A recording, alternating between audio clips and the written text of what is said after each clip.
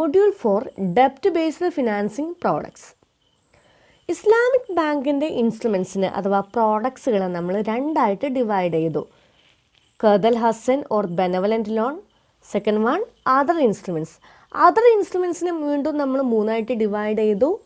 Equity based products or profit and loss financing, second one non profit and loss sharing financing or ഡെപ്റ്റ് based financing, third one fee based products. ഇതിൽ രണ്ടാമത്തെ category ആയിട്ടുള്ള non profit and loss sharing financing or ഡെപ്റ്റ് based ഫിനാൻസിങ്ങിനെ കുറിച്ചാണ് ഇന്ന് നമ്മൾ discuss ചെയ്യുന്നത്. ഡെപ്റ്റ് based financing or asset backed financing or non profit and loss sharing financing. These are sale contracts which allow transfer the commodity from one party to another. Sale കോൺട്രാക്റ്റുകളാണ് ഇതിൻ്റെ അണ്ടറിൽ വരുന്നത്. ഒരു കമ്മോഡിറ്റി ഒരു പാർട്ടിയിൽ നിന്ന് മറ്റൊരു പാർട്ടിയിലേക്ക് ട്രാൻസ്ഫർ ചെയ്യാൻ വേണ്ടി നമ്മൾ ഏർപ്പെടുന്ന കോൺട്രാക്റ്റുകൾ, അതിനുവേണ്ടി നമ്മൾ യൂസ് ചെയ്യുന്ന പ്രോഡക്ട്സുകളാണ് ഈ ഒരു അണ്ടറിൽ ഈ ഒരു കാറ്റഗറിയിൽ വരുന്നത്. ഇതിൽ വരുന്ന ഫസ്റ്റ് ഇൻസ്ട്രുമെൻ്റ് ആണ് മുറാബഹ or cost plus financing. If a seller agrees with his purchaser to provide him a specific commodity on a certain profit added to his cost, it is called a murabaha transaction. This is a sale-based contract which emphasizes that the seller under the contract should disclose the actual cost of commodity and the profit added on cost to the buyer. Murabaha means cost plus financing. Murabaha എന്താണെന്നൊരു എക്സാമ്പിളിലൂടെ നമുക്ക് നോക്കാം. Suppose ഒരു ക്ലയൻറ്റിന് ഒരു car ആവശ്യമായിട്ട് വരുന്നുണ്ട്, ഒരു car purchase ചെയ്യേണ്ടതുണ്ട്. ഈ client നേരെ ബാങ്കിനെ അപ്രോച്ച് ചെയ്യുന്നു. ബാങ്ക് എന്ത് ചെയ്യും?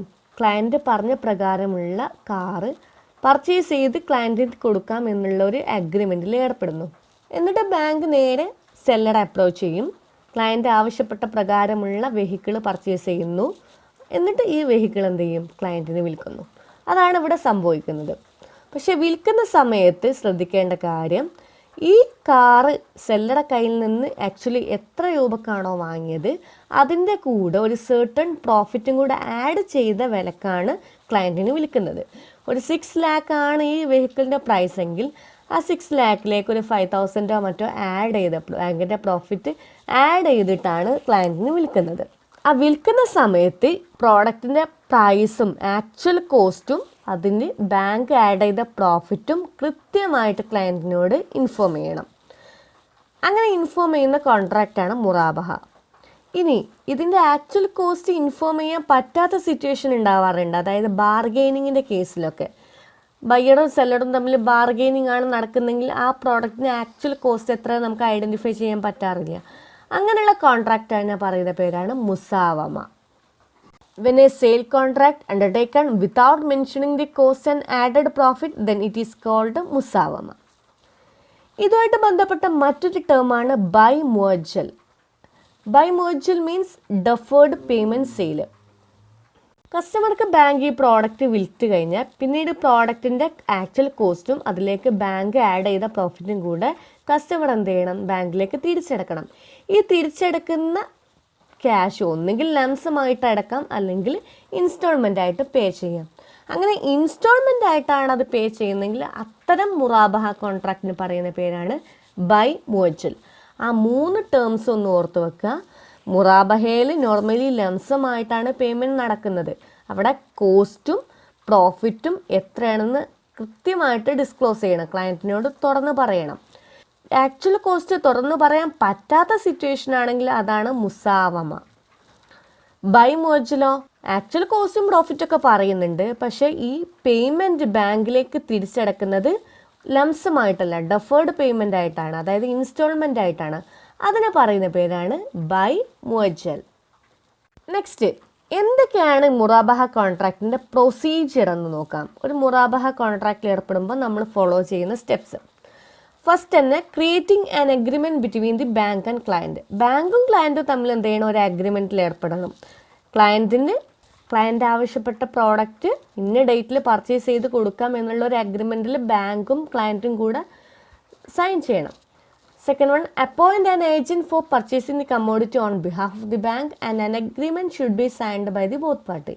ഈ ക്ലയൻറ്റ് ആവശ്യപ്പെട്ട പ്രോഡക്റ്റ് സെല്ലറുടെ കയ്യിൽ നിന്ന് വാങ്ങണ്ടേ, ആ വാങ്ങാൻ വേണ്ടിയിട്ട് ബാങ്കിന് എന്ത് ചെയ്യാം, ഒരു ഏജൻറ്റിനെ അപ്പോയിൻറ്റ് ചെയ്യാം. ഈ ഏജൻറ്റും ബാങ്കും തമ്മിൽ മറ്റൊരു അഗ്രിമെൻറ്റ് ക്രിയേറ്റ് ചെയ്യണം. Third one, agent purchase the asset and inform to the bank. Agent എന്ത് ചെയ്യും, സെല്ലറുടെ അടുത്ത് പോയിട്ട് അസറ്റ് പർച്ചേസ് ചെയ്യും, എന്നിട്ട് ബാങ്കിനെ ഇൻഫോം ചെയ്യും. ഇത്രയാണ് ഇതിൻ്റെ കോസ്റ്റ് എന്നൊക്കെ പറഞ്ഞിട്ട് ബാങ്കിനെ ഇൻഫോം ചെയ്യും. ബാങ്കിന് അത് ആക്സെപ്റ്റ് ചെയ്യാൻ പറ്റുന്നതാണെങ്കിൽ ബാങ്ക് എന്ത് ചെയ്യും, അത് ആക്സെപ്റ്റ് ചെയ്യും. അതാണ് fourth point. Bank accept the offer and sell to the customer. എന്നിട്ട് എന്ത് ചെയ്യും, ഈ ഒരു പ്രോഡക്റ്റ് കസ്റ്റമർക്ക് സെൽ ചെയ്യും. പിന്നെ കസ്റ്റമർ എന്ത് ചെയ്യണം, എത്രയാണോ അതിൻ്റെ ആക്ച്വൽ കോസ്റ്റ് അതുപോലെ പ്രോഫിറ്റും കൂടെ ആഡ് ചെയ്ത പ്രൈസ് എത്രയാണോ ആ പ്രൈസ് തിരിച്ച് ബാങ്കിലേക്ക് റീപേ ചെയ്യണം. ഇത്രയാണ് മുറാബഹ കോൺട്രാക്റ്റിൻ്റെ പ്രൊസീജിയർ. നെക്സ്റ്റ് നമ്മൾ നോക്കുന്നത് what are the conditions of മുറാബഹ. എന്തൊക്കെയാണ് മുറാബഹയുടെ conditions? First one, it should fulfil all the conditions necessary four A valid sale. ഒരു സെയിൽ വാലിഡ് ആവാൻ ആവശ്യമായിട്ടുള്ള എസെൻഷ്യൽ റിക്വയർമെൻറ്റ്സ് ഉണ്ടാവും, നമ്മൾ പഠിച്ചിട്ടുണ്ട്. ഓഫർ വേണം, അക്സെപ്റ്റൻസ് വേണം, കൺസിഡറേഷൻ വേണം, ഫ്രീ കൺസെൻറ്റ് വേണം, ഇങ്ങനെയുള്ള ഒരുപാട് കണ്ടീഷൻസ് ഉണ്ട്. ഈ എല്ലാ കണ്ടീഷൻസും മുറാബഹക്കും ബാധകമാണ്.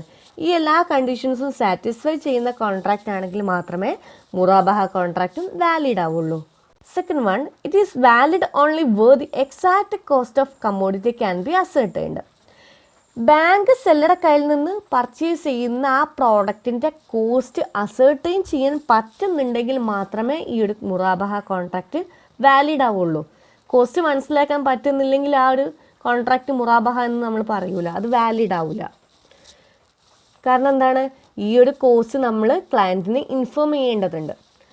Third one, it cannot be used as a mode of financing. ഇതൊരു മോഡ് ഓഫ് ഫിനാൻസിങ് ആയിട്ട് യൂസ് ചെയ്യുന്നില്ല. ഇവിടെ ക്ലയൻറ്റ് ആവശ്യപ്പെട്ട പ്രകാരമുള്ള കമ്മോഡിറ്റി പർച്ചേസ് ചെയ്ത് ക്ലയൻറ്റിനെ ഏൽപ്പിക്കുകയാണ് ചെയ്യുന്നത്. അതൊരു മോഡ് ഓഫ് ഫിനാൻസിങ് ആയിട്ട് മുറാബഹ യൂസ് ചെയ്യുന്നില്ല. Fourth one, commodity must come into the position and ownership of the financier. ക്ലയൻറ്റിന് ഈ ഒരു പ്രോഡക്റ്റ് വിൽക്കുന്നതിൻ്റെ മുന്നേ ബാങ്കിൻ്റെ കസ്റ്റഡിയിലേക്ക് ഈ പ്രോഡക്റ്റ് എത്തണം. ബാങ്കിൻ്റെ പൊസിഷനിലും ബാങ്കിൻ്റെ ഓണർഷിപ്പിലേക്കും ഈ ഒരു പ്രോഡക്റ്റ് എത്തണം. അതിനുശേഷം മാത്രമേ ക്ലയൻറ്റിന് ഈ പ്രോഡക്റ്റ് വിൽക്കാൻ പാടുള്ളൂ. അല്ലാതെ നേരിട്ട് സെല്ലറുടെ കയ്യിൽ നിന്ന് കസ്റ്റമറിലേക്ക് എത്തിക്കുന്ന ഒരു രീതി പാടില്ല. ആദ്യം ബാങ്കിൻ്റെ അണ്ടറിലേക്ക് എത്തണം.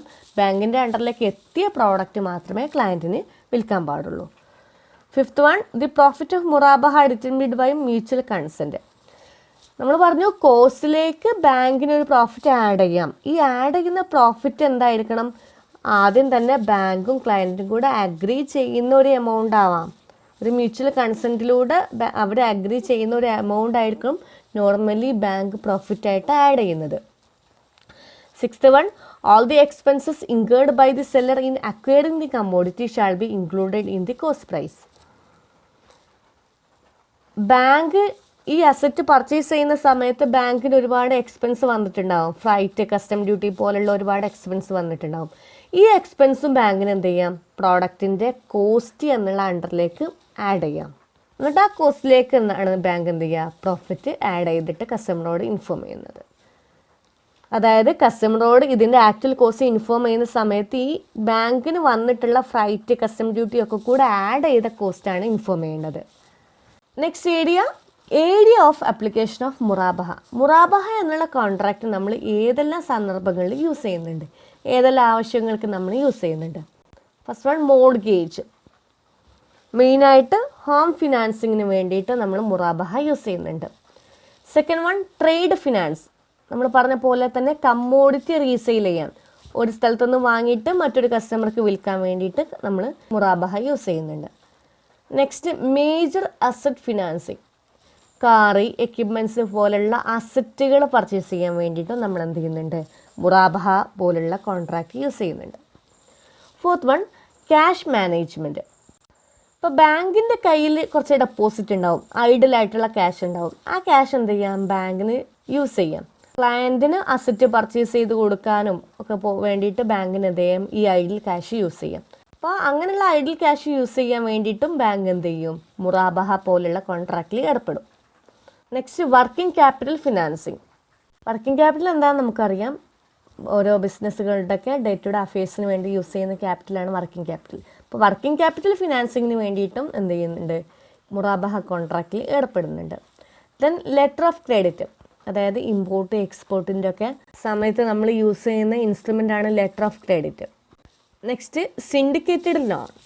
Loan syndication refers to raising fund from many financial institution for a project. ഒരു പർപ്പസിന് വേണ്ടിയിട്ട് നമ്മൾ ഒരുപാട് ഇൻസ്റ്റിറ്റ്യൂഷനിൽ നിന്ന് ഫണ്ട് റൈസ് ചെയ്യുന്നുണ്ടെങ്കിൽ അതാണ് ലോൺ സിൻഡിക്കേഷൻ എന്ന് പറയുന്നത്. അപ്പോൾ ഇങ്ങനെയുള്ള സന്ദർഭങ്ങളിലും നമ്മൾ മുറാബഹ കോൺട്രാക്റ്റിൽ ഏർപ്പെടുന്നുണ്ട്. ഇനി എന്തെല്ലാമാണ് മുറാബഹയുടെ ഡീമെറിറ്റ്സ് എന്ന് നോക്കാം, അല്ലെങ്കിൽ ഡിസഡ്വാൻറ്റേജസ്. ഇഷ്യൂസ് ഇൻ മുറാബഹ. റോൾ ഓവർ ഇൻ മുറാബഹ is not allowed. A new മുറാബഹ can only be executed for the purchase of new asset. ഒരു മുറാബഹ കോൺട്രാക്റ്റിൽ നമ്മൾ ഒരു അസറ്റ് പർച്ചേസ് ചെയ്യാൻ വേണ്ടി മാത്രമേ യൂസ് ചെയ്യാൻ പാടുള്ളൂ. ഒരു ക്ലയൻറ്റിന് തന്നെ ഒരുപാട് അസറ്റുകൾ പർച്ചേസ് ചെയ്യണമെന്നുണ്ടെങ്കിൽ അയാൾ എന്ത് ചെയ്യണം, പുതിയ പുതിയ മുറാബഹ കോൺട്രാക്റ്റിൽ ഏർപ്പെടേണ്ടതുണ്ട്.